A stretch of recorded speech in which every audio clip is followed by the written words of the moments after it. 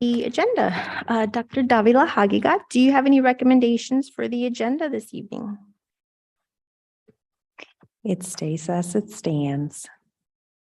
All right. Do we have a motion to approve the agenda as presented? Jessica Bueno, so moved. Alicia Vinco, second. Thank you both very much. Ms. Mayor, may we please have a vote? Aye. Carmen Trujillo, My Jessica apologies. Bueno, Aye. Reggie Carrillo, Aye. Alicia Vink, Aye. Laura Diaz. With that, our motion passes.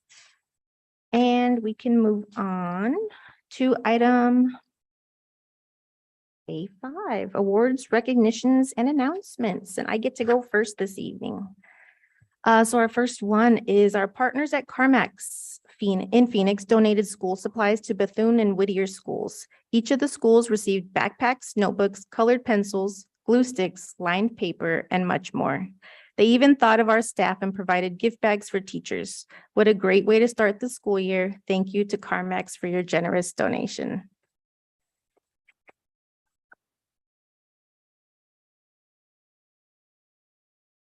Capital students participated in a basketball clinic hosted by the Phoenix Mercury. Students also received a Mercury t-shirt, bag, and mini basketball. Special thanks to the Phoenix Mercury for sharing their talents with our students.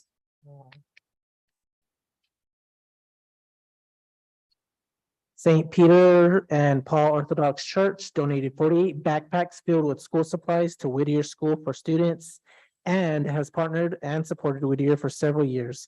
In addition, Acceptance Insurance, along with several of their business partners, donated 100 more backpacks filled with school supplies. We appreciate the continued support of our local school community.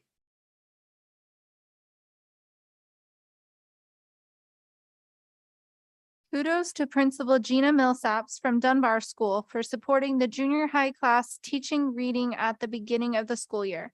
The class is reading the book, The Outsiders, and learning how to determine the theme of the passage and asking deep questions to better understand the text.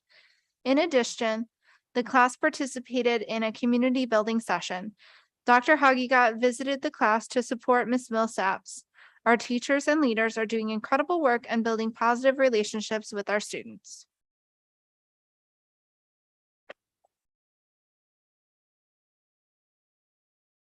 All right, our fifth one, we've got Gia, who's a 16-year-old, and Bella, age 13, our sisters, who've been blessed to have had mindfulness practices introduced to them at a young age. These techniques have helped them learn to better deal with their emotions, as well as introduced them to concepts of kindness, gratitude, self-respect, and love.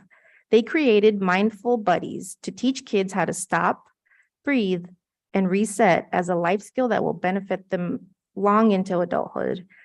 Melissa, a Dunbar social worker, has been working with mindful buddies. My apologies. I don't have a back page. Do you? Let me grab that from Miriam. Thank you. Thank you, Ms. Miriam. Let's see. Mindful Buddies founders for several years, and now we've extended this partnership across the district. On Wednesday, August 10th, social workers participated in a staff development training, and each social worker was provided OMI, a mindful buddy to use with our students and our community. A special thanks to Mindful Buddies for your generous donation. What a great little,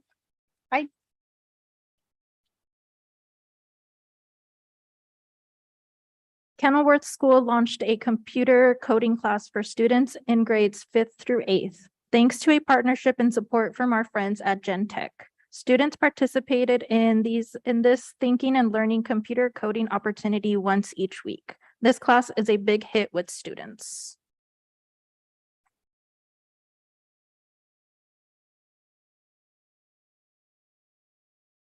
Thank you all very much. With that, we can move on to our superintendent's report. Good evening. So great to be back here with all of you, President Trujillo, Vice President Bueno, members of the board, cabinet, and our audience. This week, I had the opportunity to visit a fourth grade class at Capitol to observe a math lesson.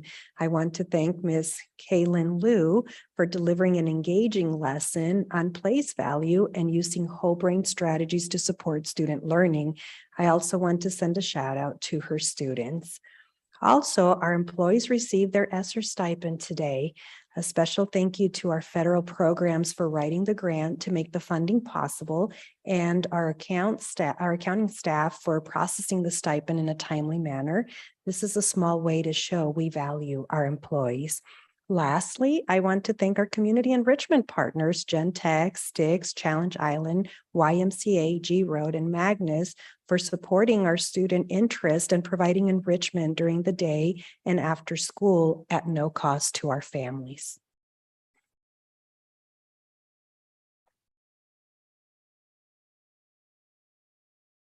Thank you very much. It's good to hear you're enjoying yourself out on our campuses. With that, we can move on to item C, our board reports.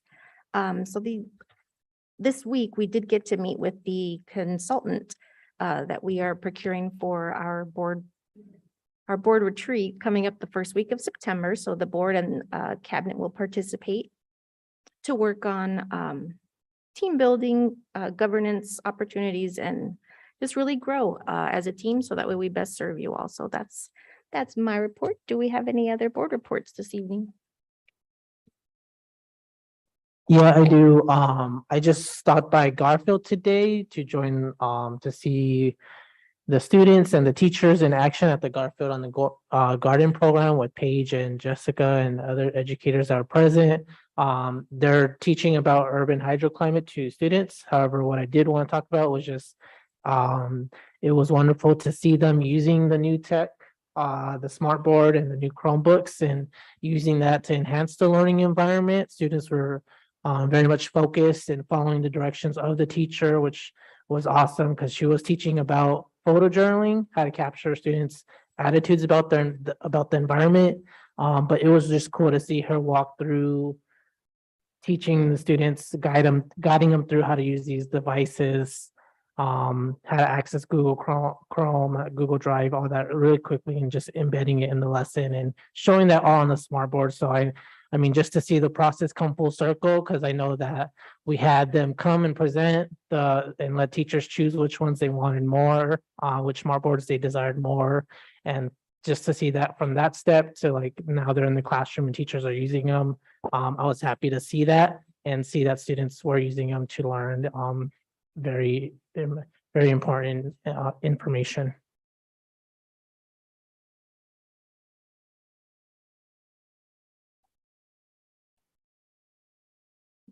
Thank you very much, Mr. Carrillo.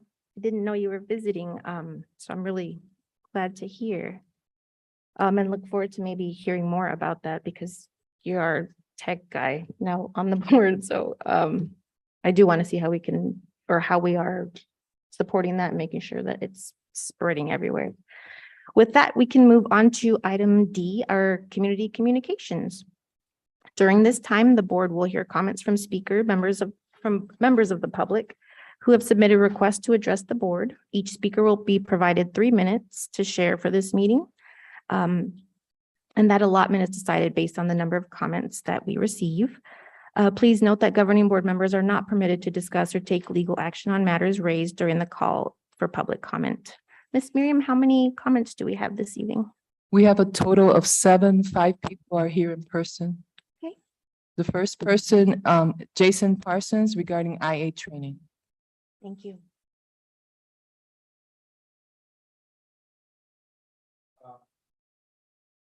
Last week I gave a crash course about what they're doing over at Emerson as far as the autistic community and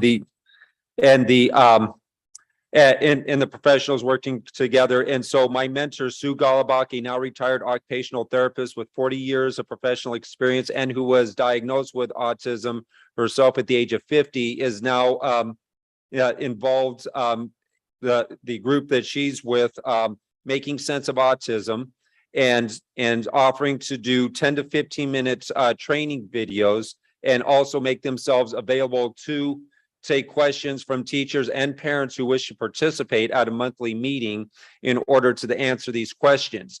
And so, and then further, I began discussing plans actually last spring about recruiting specifically from the autism community, namely not only autistics like myself, but also loved ones such as parents, teachers, grandparents, to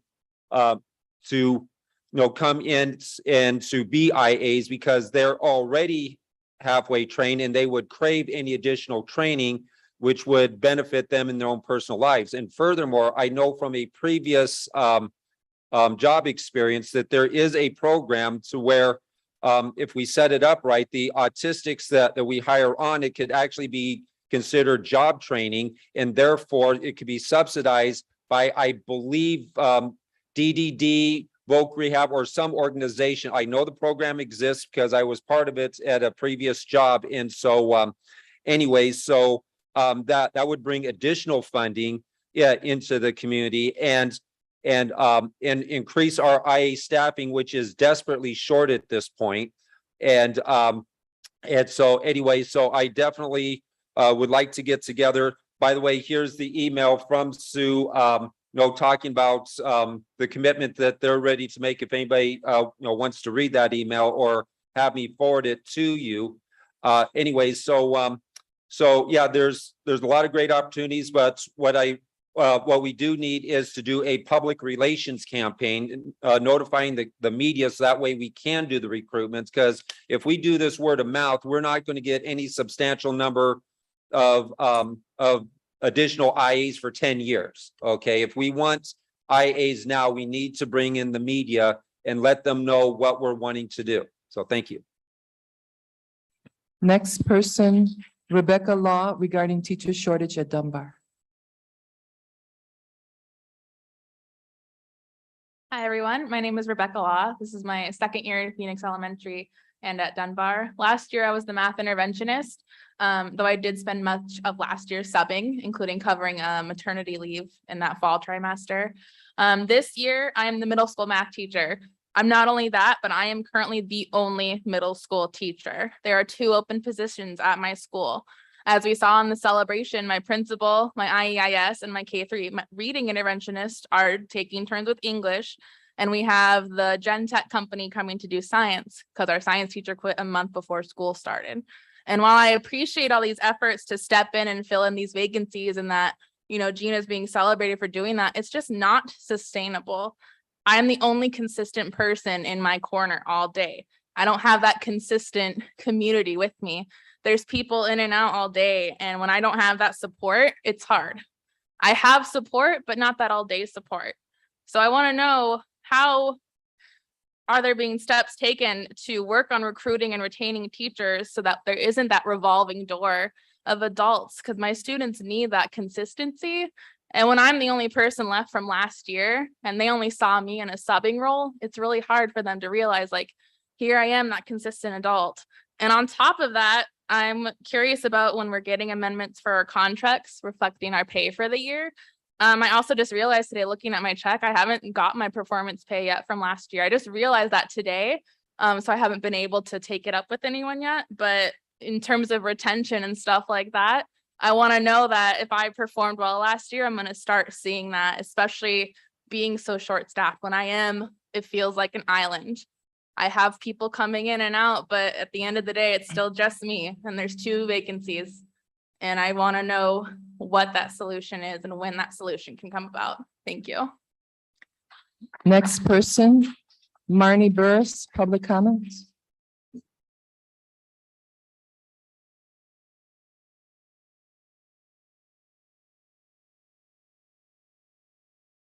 All right. Good evening, Dr. Hagigat, President Trujillo, and members of the board. My name is Marnie Burris, and I am a proud 4th grade teacher at Emerson Elementary School, as well as the PECTA president. Today in our daily community circle, I asked my students about what they want to be when they grow up. So I've known that I was going to be a teacher since I was 5 years old. When I was about 3, I told my family I wanted to grow up to be Wonder Woman. Something about the lasso of truth, the super stylish outfit with the chic, but still somehow kind of practical accessories, and the relentless pursuit of justice really resonated with me. Then I went to kindergarten and I met Mrs. Petramala. And Mrs. Petramala was in her 30th year of teaching when I had her as my kindergarten teacher. And after exactly one day in her class, I went home and I told my family I was going to be a real life superhero when I grew up. I was going to be a teacher. I'll never forget telling Mrs. Petramala that I was going to be just like her when I grew up. She was so excited for me. She said, "You know, Marnie, I sensed that you might be one of us." She told me she couldn't wait for me to be a teacher and that I would be the best one yet. At the end of that year, she even gave me a Snoopy holiday sweater that she wore for when I finally became a teacher. And I still have it, by the way. I do wear it every holiday season, despite being someone who doesn't celebrate Christmas, because to me, it represents what happens when someone truly believes in us. And it reminds me to be that for my students. Sadly, I don't know if I'd be able to receive the news of one of my students telling me they want to grow up to be a teacher with the same level of excitement that Mrs. Petramala had for me. I'm on the other side of things now, and I know that to be a teacher, or really to take any part in the education of our students, most often means what it means for me, having multiple advanced degrees and working 3 jobs to be able to afford the rising cost of living. Tomorrow, we open discussions on Meet and Confer. I'm coming to the table with realistic hope that we will be able to reach an agreement that will give our educators, all of them, a living wage. The better we support our school staff, the better we support the continued positive outcomes for students. More than anything, however, I want to be able to hear that one of my students would follow in my footsteps without my immediate reaction being one of dread for their future. Thank you for your time. Next person, April Pettit.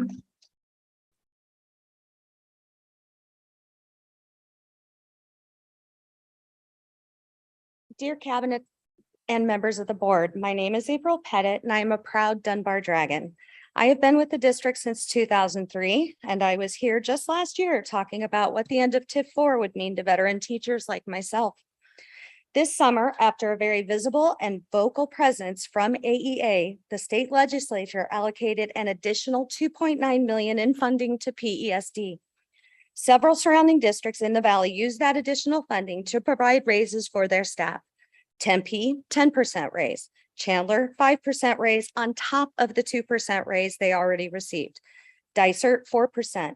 Kyrene, 7%, plus a $2,000 retention stipend to all employees, not just certified. Osborne, 7% raise. Madison, 3% raise, and they just approved an additional 4.1% raise last week. But in Phoenix Elementary, I took a pay cut. There are currently 29 certified openings in the district, not including interventionist positions. I didn't count interventionist positions because almost all interventionists I know are subbing in some capacity.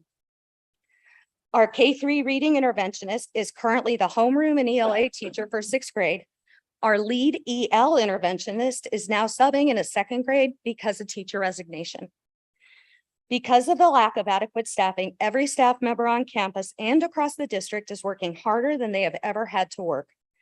Banking that additional funding or adding part to the classroom site fund is not a sustainable solution. Again, that money can go away just like TIF 4. The additional funds needed to be added to our base salary. We are teachers who stayed.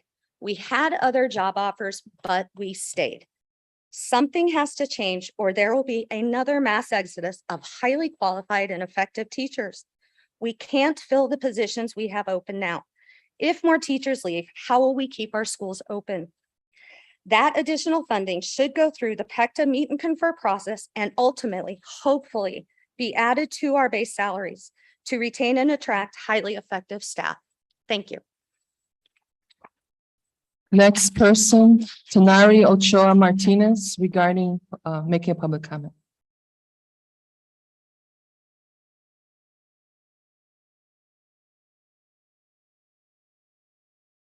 Good afternoon, Superintendent Gonzalez. Hi, President Trujillo and board members. Thank you for having me today. I come today as a mom, as a parent. Thank you for your service. I was previously at Alhambra Elementary School District, and I'm happy now to be at Phoenix Union. One, I'm with my two children at Herrera School. I wish I would come here with in a better circumstance, but as some of you may know, the reason I am here is advocating as a parent. And although my situation in a way has been fixed, I appreciate, I don't believe that I should have had to go to a board member, call a board member, or even have to speak with the superintendent on that issue, right? Especially as a parent that does work and come from a very humble beginnings, and my husband as well. Last week, we took approximately 7 to 8 hours out of our time to have multiple conversations with teachers, principals at the preschool in regards to my daughter being hit, not once, not twice, not 3 times, but 4 times physically at her preschool class. And I do understand that children come from various backgrounds. As I mentioned, I come from, my husband comes from a broken home. I come from a broken home. We understand situations at home. Yesterday, there was another hit, and to the point that I didn't even bring it up to a teacher anymore, because now I'm even scared to say anything because it might seem like I'm overprivileged, I'm over advocating or overreacting. But what I do know is that regardless of the age or classroom grade of the children, there shouldn't be any violence or promotion of violence. Not saying that this is necessarily happening in the classroom, but I do believe that there needs to be steps taken to stop. I know I was offered a solution, for example, of moving my daughter to the classroom next door, but in a way, as a mom, I feel that the one that is being punished is my daughter. For leaving her classroom, her little friends, even though it's just been a week, she's very emotionally attached to the classroom and the teacher. And I just want to advocate for a better response at the school site, because I can only imagine if it wasn't me, if it was another mom, and they live paycheck by paycheck, and imagine having to take off almost a full day of work and miss out on their next payment of rent to advocate for their children. It shouldn't have to be to that level of advocacy. We do want parent engagement. We want parent volunteerism, but I feel that as a parent, especially that, as you know, in this district, we serve the majority that are from low income families and do rely on their work, that they don't need to take off that many hours. One of the meetings, my husband had to leave the base in Tucson to arrive sooner to our meeting. So being aware of the circumstances of the parents and facilitating that process to advocate. Thank you. So last written comment. My name is Naomi Robert. I am a primary level teacher teaching 3 to 6-year-old children at Shaw Montessori. I would like to highlight the challenges that all us teachers here at Phoenix Elementary are facing due to the lack of substitute teachers. Prior to our shutdown of schools due to COVID-19, our district had a pool of substitute teachers who were called upon to the various campuses according to the needs that arose. However, since reopening our schools to in-person learning, each school site has had 1 to 2 site-specific substitute teachers. To my understanding, there are no other substitutes available. Currently, our school's site substitute has been indefinitely teaching in one of our elementary classrooms because a permanent Montessori teacher has not yet been found for that age group. Our IEIS has been often tied up having to teach one of our preschool/kindergarten classes due to the fact that we have not been able to find another Montessori teacher for that level. In spite of all the efforts that our principal has made to find teachers, we are stretched thinner than ever. I understand that in our state, there is a shortage of teachers. However, when I looked on the district website, I did not see any sign that substitute teachers are being actively recruited. I believe a greater effort needs to be made to recruit substitutes so that we, the teachers who are still here, are able to have a backup plan. Illness and emergencies still happen even when there is a staff shortage. I would like to know how the district is actively looking to solve this problem. If we are unable to access our sick days and PTO, Phoenix Elementary #1 can surely anticipate more teacher burnout. Thank you for your attention to this matter. Respectfully yours, Naomi Robert. And those are all the comments.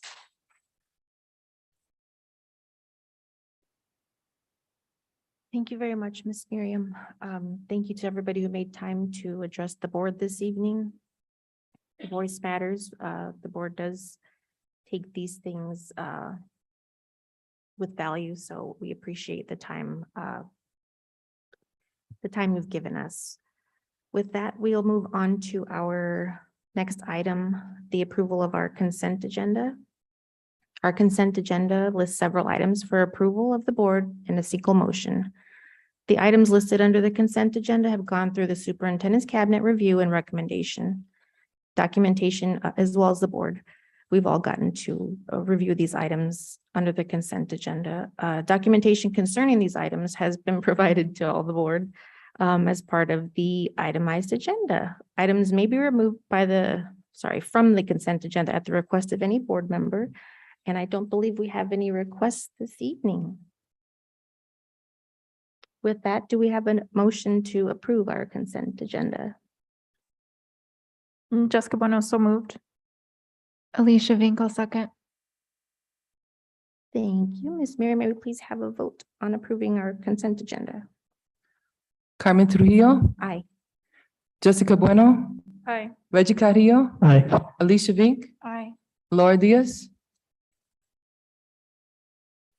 Thank you. With 4 in favor, our motion passes. And we can move on to our next item. President Trujillo, today we have a presentation for information and discussion, and it's regarding receive and discuss as a first reading, policy GBEF, staff use of digital communication and electronic devices. And I ask that we give our attention to Dr. Diaz. Thank you, Dr. Aguilar. President Trujillo, members of the board, members of the cabinet, members of the community, I come to you today with a receive and discuss of a first reading of policy GBEF, which is staff use of digital communications and electronic devices. So over the summer, on June 9th, the State Board of Education approved new guidelines regarding social media and cell phone use between school personnel and students. So while most of this guidance that was released was already aligned with our current governing board policy, GBEF, staff use of digital communications, electronic devices, there are guidelines that are not currently reflected in our policies. Specifically, there are 2 recommendations from the State Board of Education that state that school personnel should include a parent, other educator, or supervisor in any communication with students that could be construed as inappropriate. They give this example of if devices are not provided by the employer and educators taking chaperones on a trip, and they're required to stay in contact with students throughout the trip, the educator should create a large group messaging thread with other adults in the conversation rather than messaging students directly. The other recommendation from the State Board of Education is that personnel should only communicate with students regarding academic or extracurricular activities, and they should refrain from communication outside of academic and extracurricular scheduled hours. So we have prepared for us today by District Council revisions to this policy that reflect this updated guidance. This is just a first read, so we can start the formal process of developing a regulation that goes along with this. In the development of that regulation, we would want to make sure we're capturing the voice and opinions and feedback from our leadership and our principals, but especially our educators who rely on policies like this to share best practices with them on the ways to use digital communications to communicate with their students and with their students' families. So with that, I'll be happy to answer any questions that we have here. After this first reading, we'll start that development work and prepare a second reading for the board where we would have more of that insight, more of that feedback. So this has been shared with teachers already? Ms. Bueno, members of the board, we have not started the process of sharing it. We wanted to start with the first reading here with the board, give the board the first chance to look at this policy so that we have some sense of the conversations we're going to start having with educators, families, as well as staff members. And do you have a projected timeline of what the timeline would be for teachers to provide input? Yeah, Ms. Bueno, I've worked on a timeline. I've had to revise it a couple of times. We're also very short-staffed in the Human Resources Department. And last thing we want to do is add more stress to our teachers. So it doesn't feel like the right time to be pulling focus groups and discussions when we have some of the challenges we have with staffing at current time. It's my hope that we can develop this and bring it back to the board sometime in the October to November frame. We don't feel any need to rush through this. We want to make sure that we're taking it very carefully, and we're very carefully considering these changes from the state board.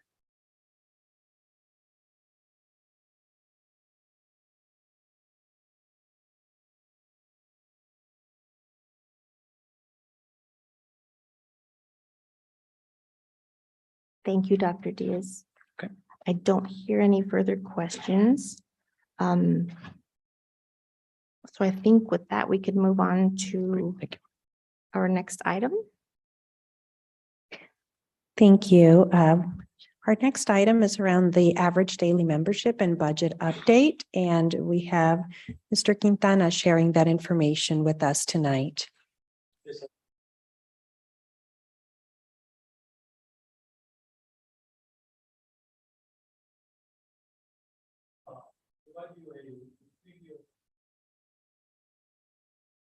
Oh, I thought I turned it on, sorry. Potential increase that we want to make, propose to the, for staffing, hopefully in the next few weeks. But we also wanted to make sure that, we take that approach, in a fiscally responsible manner. And we wanted to provide some information to you now that we're going to review in a more thorough fashion over the next few weeks. But in particular, we want to have a study session. I'm sorry, we scheduled a study session with the board on September 6th, where we will be presenting information to the board and to the audience, obviously related to our recommendation that we could possibly come up with related to compensation increases, for the staff. And what I want to do today is provide you a little preview of what, some of the information that we have now, and the reason why we need more time to analyze this and to make sure that, again, we're being fiscally responsible in the recommendations we make. And so we wanted to give you some information regarding our average daily membership, and I'll explain what that is, obviously in a little more detail. I want to talk to you about the differences between our adopted budget and our projected budget. And again, I'll discuss that in more detail. And also just a little bit of a preview and agenda items for the study session on September 6th. So first of all, on the ADM front, average daily membership, this is I want to show that we distinguish between a few different categories. One is enrollment that we have with students. That's basically enrollment that we have that we're tracking in the system of students that either have enrolled in our school system, as well as individuals that were here last year, students that were here last year at the end of the school year that were basically imported in as enrolled, this year. And so that's what we call our enrollment figures, and they're typically, a little bit on the high side because we're not sure until the students attend school of who's attending and who's going to be continuing with us throughout the school year. The other part of the information that goes into the average daily membership is attendance. We're tracking right now at a 91% attendance rate compared to enrollment. So basically, our enrollment numbers that we have right now, we're tracking 91% of the students are attending our schools, pretty much on a regular basis. And that also constitutes into the ADM. The average daily membership is comprised of the average attendance that we have for each student, throughout the year. In particular, we track that all the way to the 100th day, and also it takes into account the attendance, but also the ADM figure is a factor of not just attendance, but also the different factors that go into different categories and factors in the ADM number when it comes to, for example, being a kindergarten student versus a full-time student. Also, students with exceptional needs that we have, additional ADM that we get for. So the ADM number is also the number that the district gets paid for our revenues and to cover our expenses. And so I want to give you a little bit of a history here on the ADM numbers. And this is going back to 2017. we're tracking our numbers similar to our enrollment numbers that we've shared with you over the years. Is our overall enrollment numbers have decreased, every year on a fairly consistent basis. And so the same thing is basically can be said about ADM. If we look at here, just comparing last year, 2022, our ADM figure for the year was 4,872.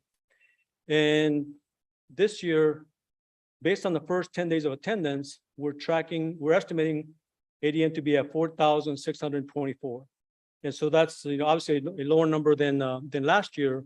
And so as a result, we expect low revenues to come in for this year if the number doesn't increase. I also want to point out that it's a fluid number, because basically it's a number that we calculate based on every day's attendance over the next, to the 100th day in particular. And we also have a little bit of an increase historically after Labor Day. So we might see an increase in ADM and enrollment and attendance, now, through past Labor Day. And so that's why we estimate this number, but again, that could be, that could increase or decrease over the next few months. And the reason why this is important, because this has an impact on the actual budget that we have to spend every year.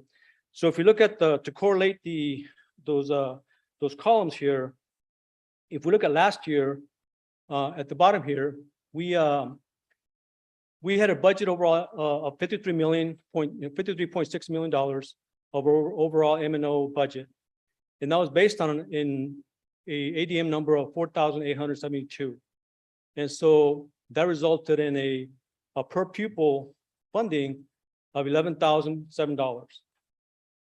And if we take the same figures for this year, this current year, if we look at the estimated ADM, which is right now 4,624, we're budgeting 54.1 million that we budgeted, but also the per pupil funding did increase, as a result of the legislative increases that they made at the end of the legislative cycle. So this year we expect per pupil we will get $11,701, and so that's basically, if this number will probably stay pretty consistent, the 11,701. What's going to change a little bit, hopefully, it'll go up, is the 4,624. So if that number does go up, then we have an opportunity to have more revenue and cover the expenses. So that's kind of more on the ADM side and the impact on our budget. If we look at the adopted budget compared to projected, and I want to explain the difference here. This section here is the adopted budget that we submitted to the board and was approved in July. And that figure, the total figure that we have for expected revenue was $54,106,000, and that was based on an estimated ADM number of 4,886. That's what we presented to the board. That's what we recommended to the board as far as the estimate goes, and that was what was formally approved and submitted to ADE. And then what we're doing now is we have a difference now in the projected budget. And the projected budget basically just means that if we look at the current ADM that we estimate right now, based on the current level of funding of the 11,701, we expect our expense budget to be 51,086,000. And so that's where, if the number holds true, if it's close, then that's where we expect lower revenue coming in, from 54 million to 51 million. And so that's the impact of what ADM does to us, if we have lower ADM. So if you look at the difference here, we have 262 of average daily membership that we're estimating. And so part of the reason why we would like to take a little more time to review this information before we make a recommendation for potential increases is that on the one hand, we are hoping that the ADM number does increase along with obviously attendance and enrollment, and that's something that will help with to make the recommendations that we all want to make. And so when we look at next steps here, in particular, on the September 6th meeting, we want to review with the board the current rate of ADM at that point in time to see if that increase or decrease and what the impact of that is on the budget. At that point, we also want to make looking at potential increases in options. We'll be reviewing options between now and then so that we can come up with some options for increased compensation to the board as recommendations that, based on this review that we're doing, at that point, we want to come back and make those, hopefully can make the recommendation and get them approved. We also want to have a timeline that will communicate this information also with the employees and the employee groups that we have. And that's something that will also be happening over the next week or two prior to September 6th. And obviously, we want to communicate once kind of final outcomes and the recommendation approved, they will want to take the proper steps to communicate this information to all the staff that's affected. Any questions?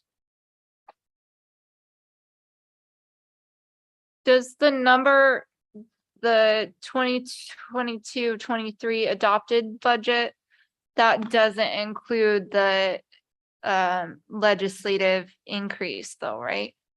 It does. The reason that this number increased to 54 million was that prior to us presenting the adopted budget, well, let me back up. When we presented the proposed budget, basically 2 weeks prior to the adopted budget, at that point, it did not include, it did not have the increases because the legislature had not approved any increases at that point. So between the time that you approved the proposed budget and the time that we asked you to approve the adopted budget, the legislature did approve the new increase in the rates. And so Dr. Damon and our Director of Finance updated information with what we got from the legislature on the different increases in the ADM figures. So that number does include the estimated increases that we're getting from the increase. Okay, so you're saying we added, how much did we add in those 2 weeks then? Sorry. Probably about, I would say, if we look at the prior figure here of let's see, back up.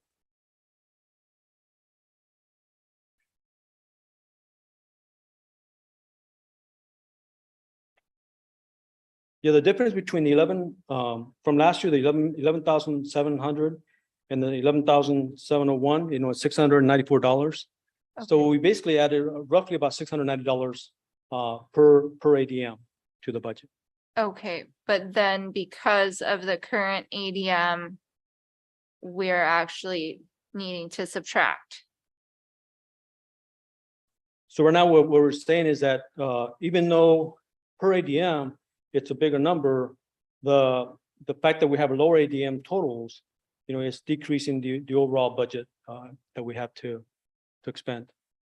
Okay, and then do we remember what the budget was before we added the legislative increase? So is the current projected budget more or less than what we had before we added the legislative money? It was less, yeah.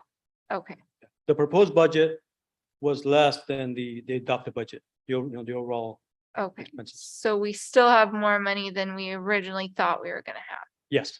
Okay,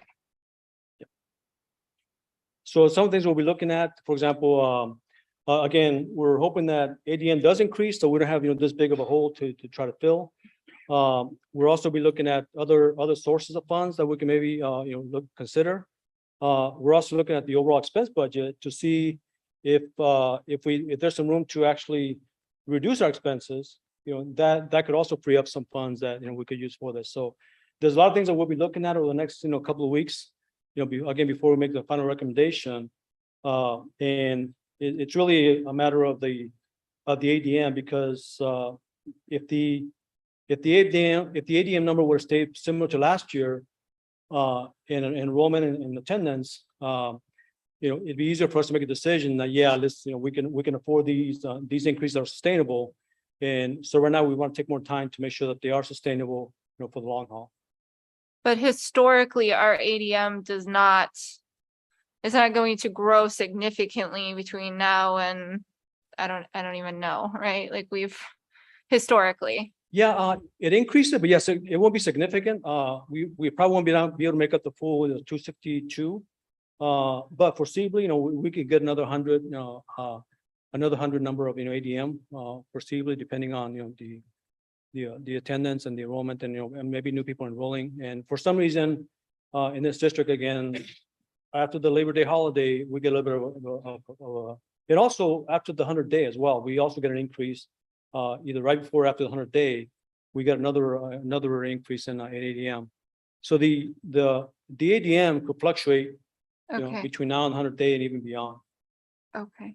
My last comment is just that for this study session for September 6th, if we could, I want to know more about our staffing. So if it looks like that will fit in there, where we're currently at, where we're missing people, how qualified people are, all of the things, the staff to student ratio, but also like the real staff to student ratio. I know there's one where we like include everybody, but those people aren't actually in the classroom. So it would be good if it was what teachers were actually experiencing, not what we put on paper. So that feels good.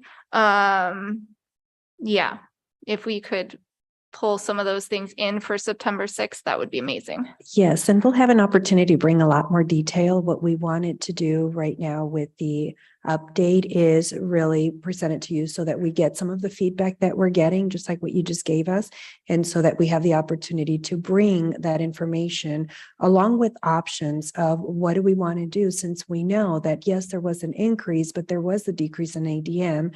Therefore, we're almost at a break-even point. So we're going to need to really look at some of our creative compensation and be able to really look at other funding sources so that we are in a position to continue to value our employees and support that compensation. I think we all have the same interest at hand.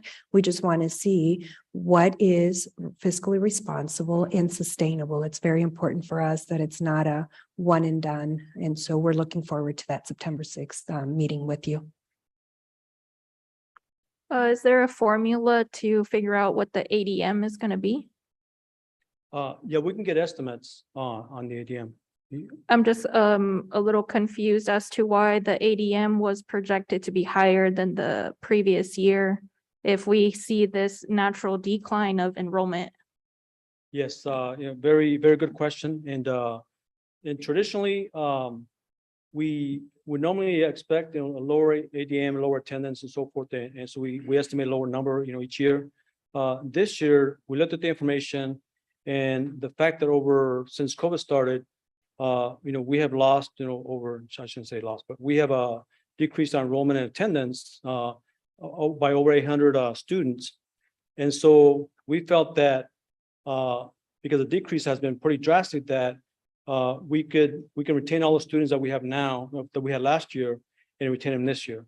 So that was, a little bit of a, I think miscalculation and probably a little bit too optimistic.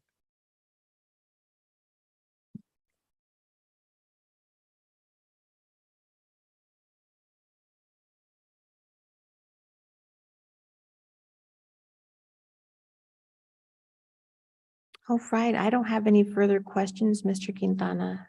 Okay. Well, we look forward to September 6th and making that happen. Thank you. Thank you very much. With that, we'll move on to our mitigation plan recommendations. And Mr. Quintana gets another opportunity yet to be in front of you, Welcome. along with Ms. Jeffries and some support from Dr. Diaz as we share with you some of the mitigation plan recommendations. Yes, hello again. So we want to, we're going to tag team together to present to you the governing board recommendations for some changes to a mitigation plan. And so that hopefully we can get your blessing and approval on these. And so one of the things we want to do is obviously we want to make sure we have a mitigation plan that provides safety to all our staff and students. and as a result of, the pandemic that we're going through. And the other thing that we look at, as we make some of those, as we set up our protocols and procedures, is we also look to CDC for their guidance on what things, we can, and also, we Healthy Verify also, we look at them as a guide also to help us make the recommendations. And on August 11th, the CDC announced some changes that we want to incorporate those changes into a mitigation plan. And really, on one hand, to make sure that we're staying in line with the CDC recommendations and the things they're promoting, as well as, again, to make sure that we have a good plan that works for everyone. Specifically, some of the changes that were recommended in their overall guidance from the CDC, one is that they wanted to remove the recommendations for cohorting at the schools. They wanted to, they changed the recommendation to conduct screening testing to focus on high-risk activities and not all activities. So that's something we would like to also implement. We also want to remove the recommendation they're making on removing quarantining, especially for, not so much for individuals that have, that test positive but for not quarantining for individuals that do not test positive. We also want to look at the recommendation that they have for for test to stay. And also the wear mask is, we don't see that changing at this point. On the one hand, we cannot mandate them, but in certain situations, we do highly encourage the mask wearing, as needed. And we wanted to also talk about some of the impact and the flow and the process that this will have on the school, the district, if the board approves these changes.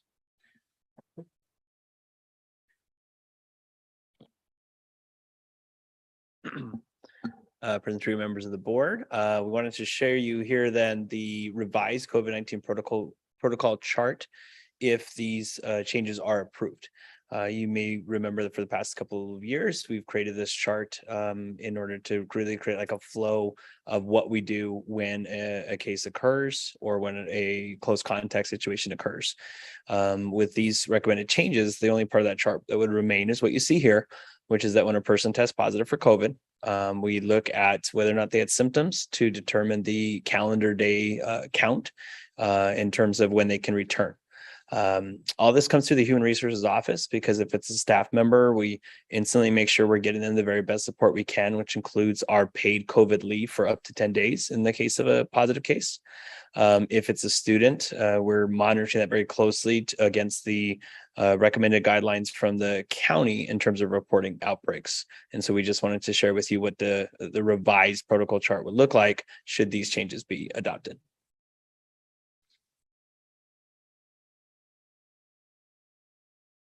Good evening, President Trujillo, members of the governing board.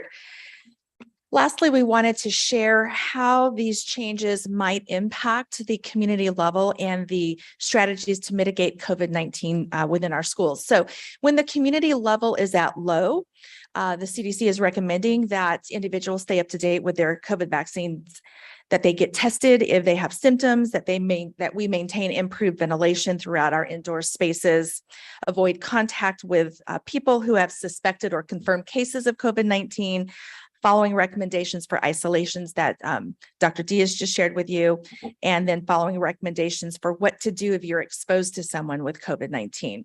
When we're at a medium community level, all of those things stay in place.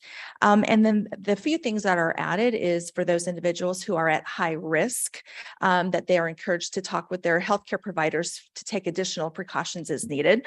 And then, of course, the district will continue to practice providing the testing kits as long as those kits are available to us. And then when we're at a high community level, again, all of those things remain in place. What we see different here is the universal indoor masking in schools recommendation. And then, of course, other considerations might be, of course, increasing ventilation, maybe by opening doors and windows. And then, of course, looking at those high risk activities such as close contact sports and choir and other activities such as that. So with that, that concludes our presentation. And we open it up to any questions that you might have. Thank you. I have 3 questions. The first is, do all of our schools still have test kits available? And if we don't know, maybe we can follow up on that. I do know that the district had received ample supply. Those testing kits have been sent out to the schools. Don't have the exact number, but we can certainly check on that and get back with you. Just to confirm that all sites still have them available. And then how have we communicate? So as a parent, I don't remember the last time I saw something that said there were tests available on site. So how are we communicating that to families?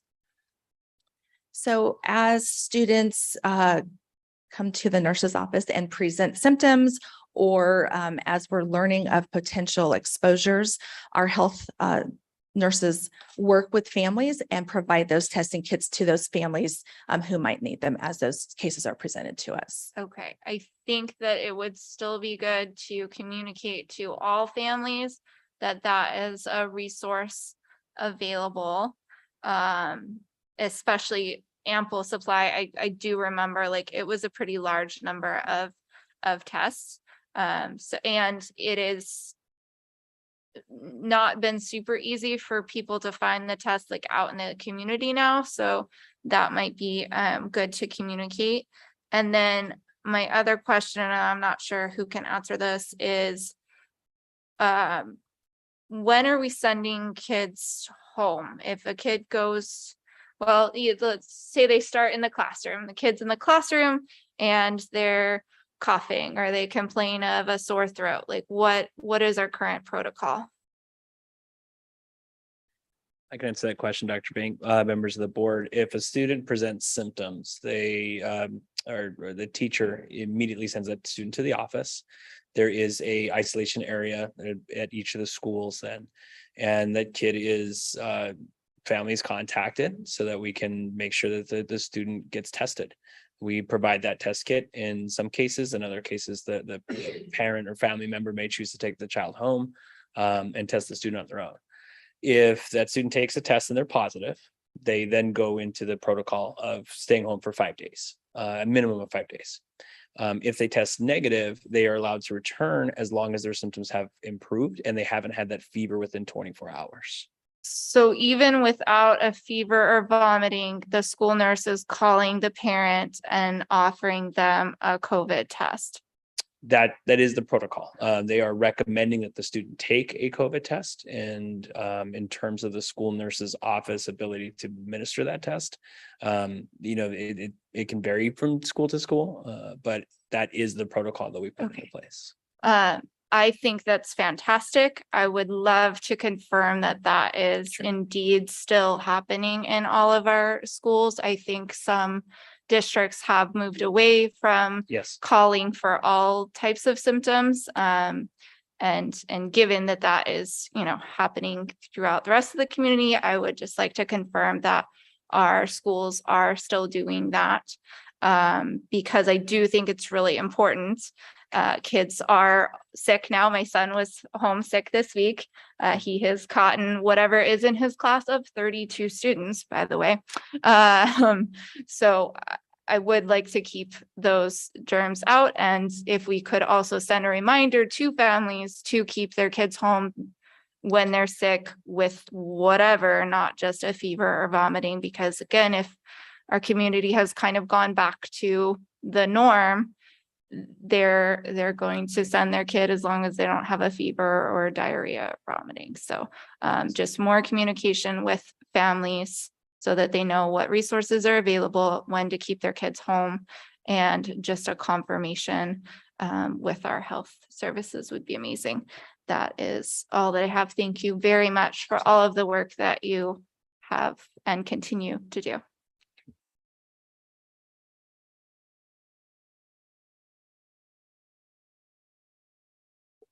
Thank you. It doesn't look like we have any other questions, so looking forward to getting that information. Thank you very much, Dr. Vink, for raising those points. Oh, we do have to take a vote. Sorry, I was just wanting to reiterate that I do completely agree with all of Dr. Vink's points. I forgot what the heck I was going to say. But yes, let's do we have a motion to approve the mitigation plan as presented? Alicia Vink, so moved. Thank you. Do we have a second? Roger Carrillo, second. Thank you. Any further discussion or comments? Hearing none, may we please have a roll call vote, Ms. Miriam? Carmen Trujillo, Aye. Jessica Bueno, Aye. Reggie Carrillo, Aye. Alicia Vink. Aye. 4 in favor, our motion passes. Thank you very much, everyone. And with that, we'll move on to our second item to discuss and consider action on the ASBA delegate assembly coming up.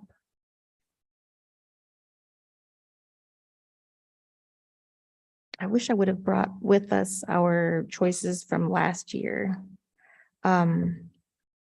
We have a retreat these days, so we won't be able to participate in the actual conference, but the assembly, I believe, is on Saturday. So do we have any volunteers that would like to attend the delegate assembly? I can be available on Saturday. I can as well. If that's okay. Well, I went last year. Do you want to go this year? I can. But I don't mind if, well, I can be the backup. We have to choose one and then be a backup. Okay, great.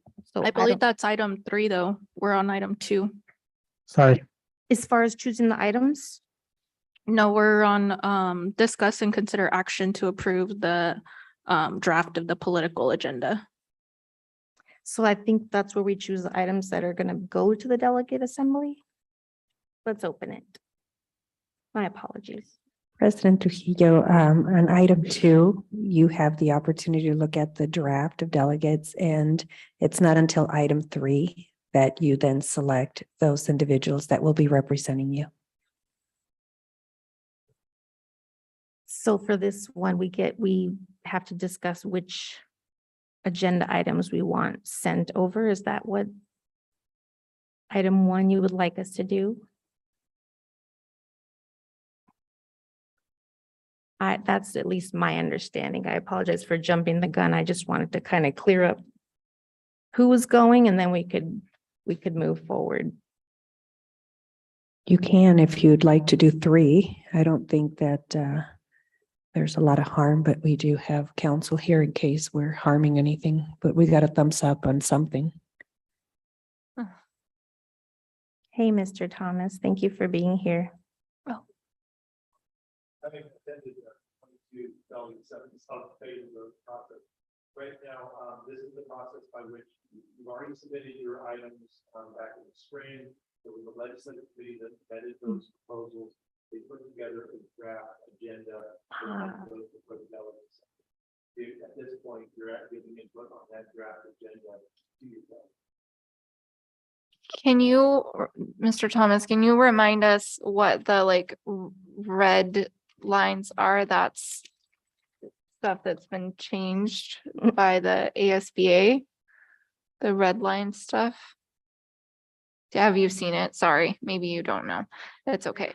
Yeah, there you go. Help us out. Mr. ASBA, former. Okay. Change. Okay, and then Mr. Carrillo, you did not go last year. It was just me, right? Mhm. Okay, so if I remember correctly, we just go and we all vote on this. And I just like put in a yay or nay for each thing. All right. And there were some people that came and made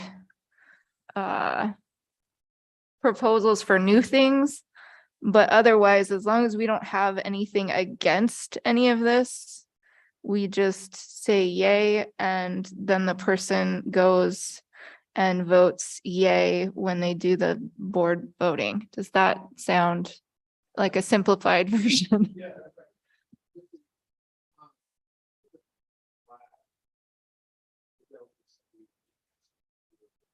So if you have issues with anything you see in the black, you can give direction to your delegate to support it, oppose it. And then there will be amendments that will come up on the fly and you essentially want to give your delegate authority to act on it.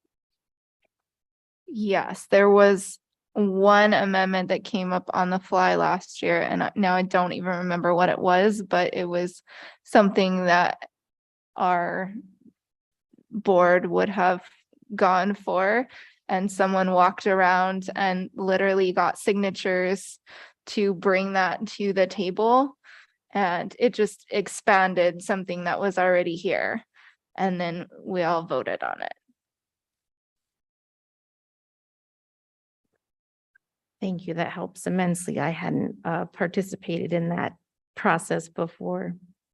And just to be clear, this is just what we're directing ASBA to advocate on, but this is not guaranteed that these things actually happen. Yeah, definitely that. Definitely not guaranteed. Just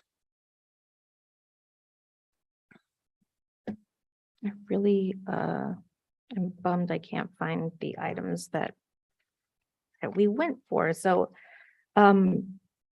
with this item, what would be the action that we're taking on this? I would motion to approve the 2023 political agenda by the Arizona School Board Association. Perfect, as presented. And I will second it. Thank you very much, team. Ms. Mayor, may we please have a roll call vote? Carmen Trujillo, Aye. Jessica Bueno, Aye. Reggie Carrillo, Aye. Alicia Vink. aye. Thank you. With 4 in favor, our motion passes. And we can move on to item 3. Do we have a motion to send me to the myself, Carmen Trujillo, to the September 10th delegate assembly as our representative? Jessica Bueno, so moved. Roger Carrillo, I second. Thank you very much. Ms. Miriam, may I please have a vote? Carmen Trujillo, Aye. Jessica Bueno, Aye. Reggie Carrillo, Aye. Alicia Vink. Aye. Thank you very much. With that, our motion passes. I'm excited to experience what the assembly is like this year. Let's move on to item H1. This is a good day to present this to the board. I'm super excited about it. Do we have anybody that's going to be presenting, or would the board just be discussing it? This is all the board discussing. Wonderful.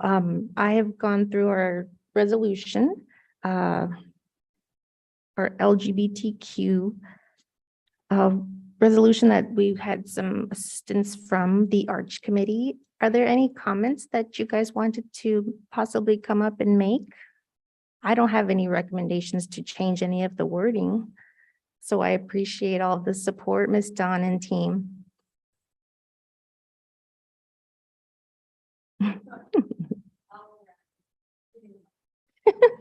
Welcome. We're glad you're here.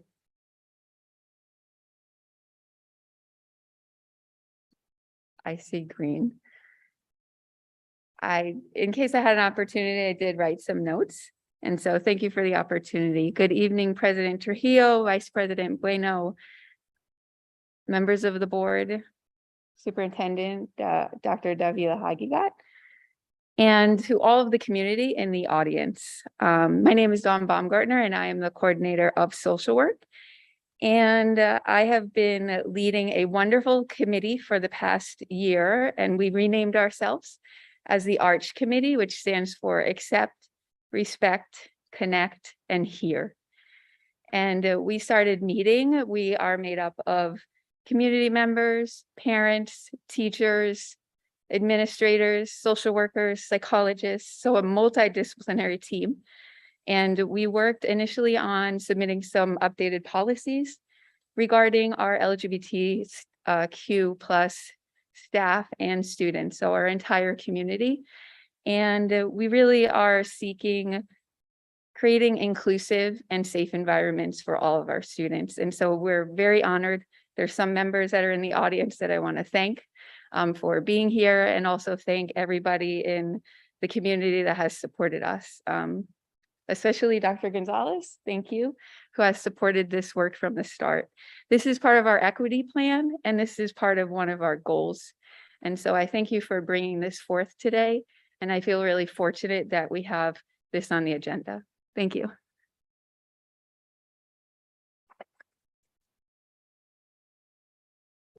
Thank you, Ms. Donna. I appreciate your time and your team's time for being here this evening.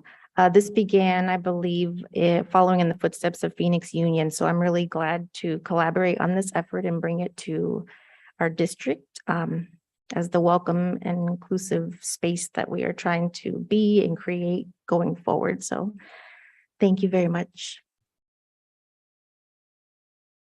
Do we have a motion to approve our LGBTQ resolution? Roger Carrillo, I motion. Alicia Vinkel, second. Thank you very much. Any discussion? Yes, I just want to continue to thank the committee for their commitment to make sure that we're recognizing and honoring all our students. And I hope that our staff also recognizes that this is also for them as well. So I just want to thank you again, and I'm just very thankful that we're being inclusive and just inviting all members of our community to be respected. Agreed. I definitely want to echo that. So do we have any other comments? Hearing none, may we please have a roll call vote, Ms. Miriam? Carmen Trujillo, Aye. Jessica Bueno, Aye. Reggie Carrillo, Aye. Alicia Vink. Aye. With 4 in favor, our motion passes. Thank you guys so very much.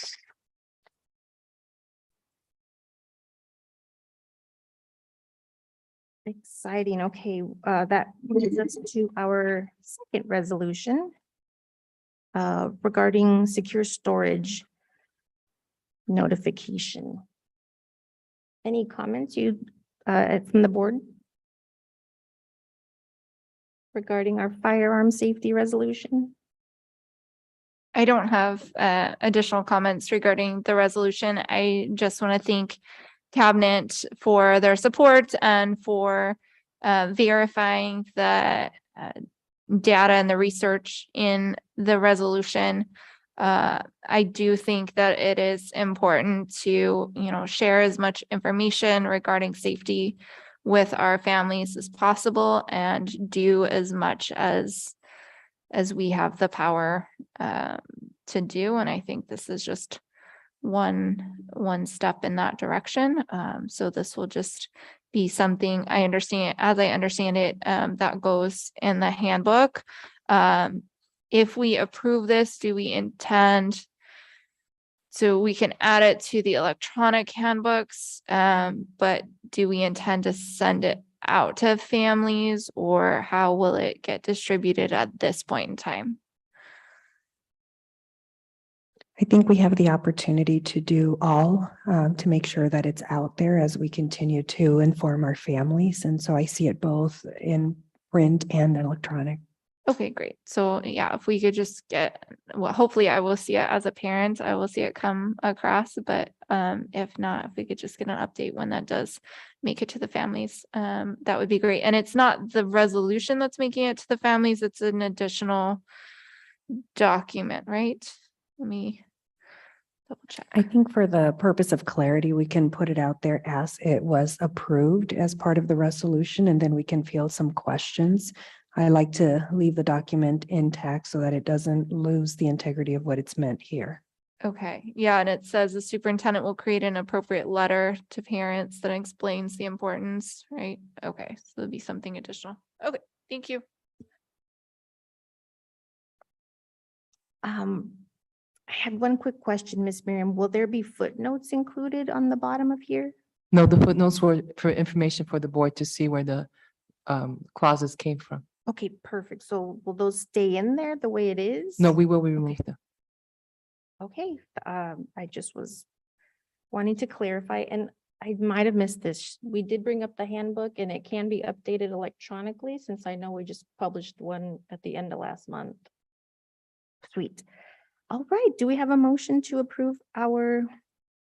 Well, I also wanted to say too, there's a line in here that says that all adult stakeholders are responsible for the safety of our kids and our students, and I appreciated reading that. So I just wanted to note. So do we have a motion to approve our? I also have a comment. I Thank you, think Ms. Bueno. in alignment with this resolution that we're intending to pass, I think it would also be appropriate to share a resource of if the household would like to turn in their guns, where would they have that opportunity to? So I don't know exactly where that resource is, but maybe if we can be mindful of also sharing that if, you know, the household and family wants to be responsible and turn in their guns, that we're able to provide that resource. Absolutely. I agree. Thank you very much for raising the point. I didn't mark this down. Did we already make a motion to approve this? Thank you. Do we have a motion to approve our safe, let me write the right, secure storage notification resolution as presented? Jessica Bueno, so moved. Thank you. Alicia Vinco, second. Thank you very much, Miss. Any further discussion, comments? Thank you. Miss Mary, may we please have a roll call vote?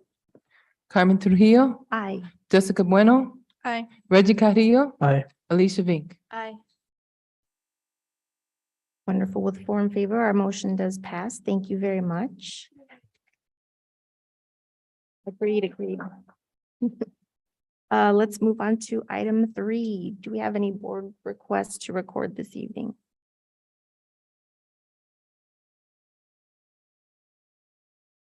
I have requests. Find them, sorry.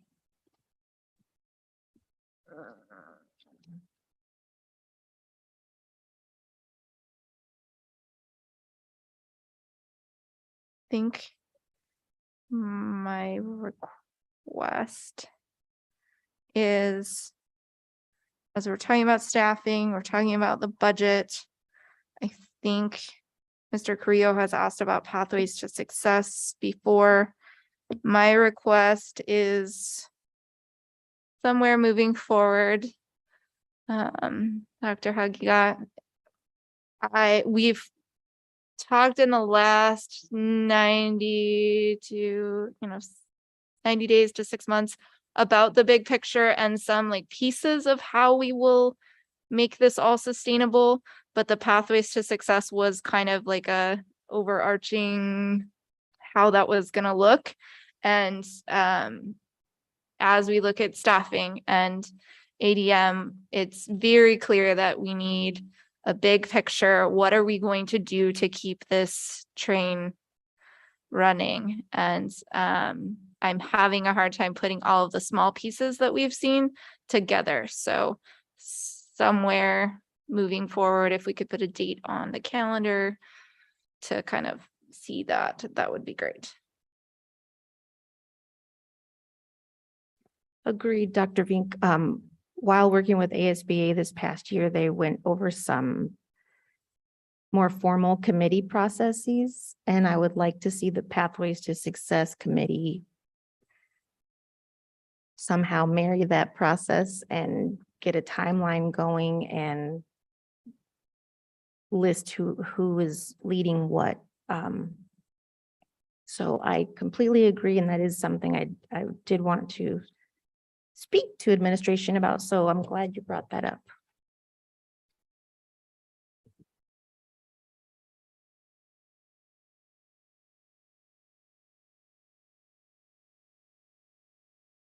Any other board requests? All right, With that, we can move on to future agenda items. Are there any future agenda items to record this evening? I have two. The first is a receive, discuss, and take possible action, whatever that may be, to increase car safety. So open to whatever administration and legal think that we can do to ensure that our families are, when they're like dropping their kids off at school, those kids are as safe as they can be. If they need to be in car seats, they're in car seats. If they don't have car seats, they have car seats. Whatever we can do as a board to establish policy, procedures, etc. I'd like it on an agenda. And then the second is receive, discuss, and take possible action to prohibit teachers from using behavior management systems that use happy, sad faces, red, yellow, green, or other public shaming style methods.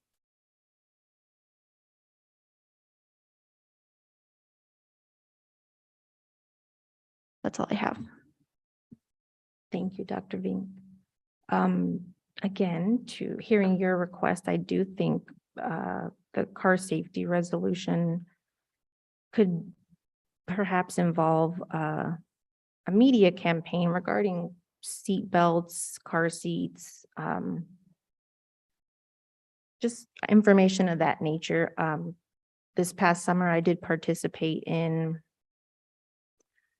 a conference, and I did learn that car safety was a big time killer for people and definitely students. So that was a statistic I wasn't aware of. So I want to get more information on that, but definitely include seatbelt safety with that. So thank you for raising the issue. Do we have any other future agenda items? Hello, Dr. Diaz. Good evening. Sorry, so late. I was at work and no worries at all. We knew where you were and that you were going to log on when you got home. So it's wonderful to see you. We are at the future agenda items part, and Dr. Vink just brought up wanting a car safety resolution and another one prohibiting teachers from using behavior management systems that use like happy faces, things like that may seem like public shaming. So is there anything you want to share for this part? I know it's towards the end, but I don't want you to not participate if you've got some items. I'm not sure if this has already been discussed in this part of the agenda, but just want some updates on the pre-K, the work around our pre-K expansion, and specifically related to Shaw Montessori, how we're getting the word out for the upcoming, what's our strategy for the upcoming school year. That's one update, and then or agenda item. And then the other one is 8th grade to 9th grade transition. What efforts are we pursuing to make that more closely integrated with Phoenix Union? Either currently doing or are hoping to do in the future. And that's all for me. Thank you. Perfect timing. Thank you very much for those. Any further agenda items? All right. Well, I'm really glad you got home right now. Because with that, we're going to move to adjournment. Dr. Diaz, do we have a motion to adjourn our meeting this evening at 6:41? Jessica Bueno, so moved. Alicia Vinkel, second. Thank you very much, Ms. Miriam. May we please have a roll call vote to adjourn this evening? Carmen Trujillo, Aye. Jessica Bueno, Aye. Reggie Carrillo, Aye. Alicia Vink. Aye. Thank you very much, everyone. Our next governing board meeting or it'll be a work study session, is going to be September 6th at 5:15. So thank you all very much for being with us this evening. Have a good night.